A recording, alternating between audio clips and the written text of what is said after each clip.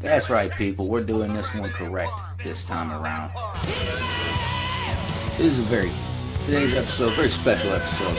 Special dedication to my close personal friend and ally, Nigel Rabid. And to be honest, there's only been two Brits that I've respected in my life, and one of them is Nigel Rabid, and of course his lordship, Alfred Hayes. Angus Young is okay, but he's not even close to my level.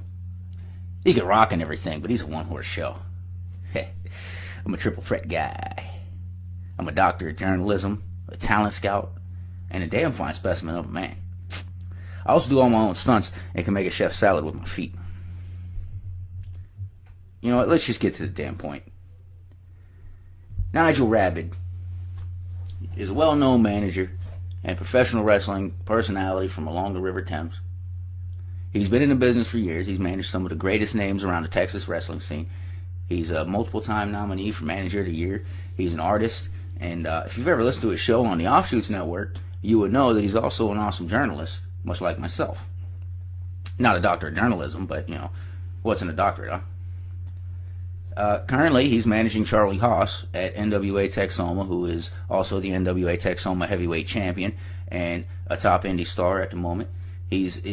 Nigel's managed several champions over the years, and he's the founder of the Rabid Empire, as if you didn't know this already. And honestly, there's a reason I wanted to do this. There's a reason I wanted to have a Nigel Rabid appreciation episode. So there's a motive, ulterior motive here, and it seems that my friend Nigel has been a little upset with the dangerous brain. And apparently, I'm looking, and one of the contract stipulations with the Offshoots Network is that I'm not allowed anywhere near Nigel or any of his guests. So, I mean, that's okay. You know, I'm already not allowed anywhere in Texas, thanks to Robert Langdon. So, you actually won't be seeing me around any of the other Offshoots tapings in person anyway. Either way, I wanted to show my respects to Mr. Rabid and apologize for the crumpet remark on that one episode. I didn't think it was something that people didn't already need to know. And I'm sure you don't want them throwing crumpets at you at any of the events, so, you know. And crumpets are cheap, by the way. Actually, you can get them at your local grocery store in the foreign foods aisle. So, you know, just so you know that. It's basically just a glorified English muffin anyway. You know, I don't see what the big deal is. You know, I first met Nigel back in 2008, I believe, in Kemp, Texas. I was just starting out my training and greener than a sick Kermit the Damn Frog. And I introduced myself. I went to shake his hand, and he looked at me, asked for a soda, and stepped on my foot as he walked away. And I thought to myself, man, that's class, man. I do that to people all the time now. And I learned it from Nigel. That's right. I learned it from you, Nige. And he gave me a lot of great advice. When I was at Texoma down there, and he gave me awesome advice. You know, he told me I could talk but had no personality. He said I needed to get my teeth fixed. Which I really didn't understand that because, you know, he's British, and I don't understand how any Brit could ever judge my grill when we've seen the big book of British smiles, and we know that half the teeth in England are rented out by the day and made out of wood anyway. So, but that's all right. I actually visited England a long time ago. I was on my way to medical studies in Amsterdam to study something medical. The weather sucks, but the warm, dark beer is actually pretty good.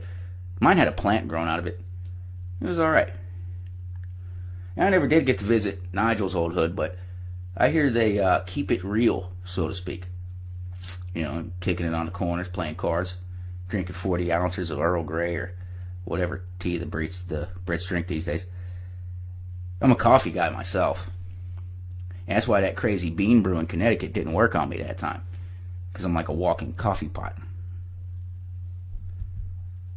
That's right. Hey, we got some sponsors for today's episode. Mickey's Diner in Cornhole, Canada. Now serving hog balls. That's right, real hog balls. 100% pork nuts with 12 special herbs and spices. put these testes to the test at Mickey's Diner. That's just lovely. Oh, here we go. Here's a special sponsor for this show. This sponsor's out of England. Chef Bernard Brand's Spotted Dick. Pick it up at your local market or at Eldon Square in Newcastle on the top floor. Just walk past the Bobby out front and take the lift. Be sure to keep left and piss off, you bloody wankers! Alright. The British have a way with advertising, huh? Because the sun never sets on the Rabid Empire. How was that? I hope this reaches my friend Nigel, and he understands that we here at Dangerous Brain Enterprises appreciate all he's done for us and the independent wrestling scene in Texas itself. You have our gratitude. We thank you. Danke schön. Gracias. Domo arigato. Spasiba.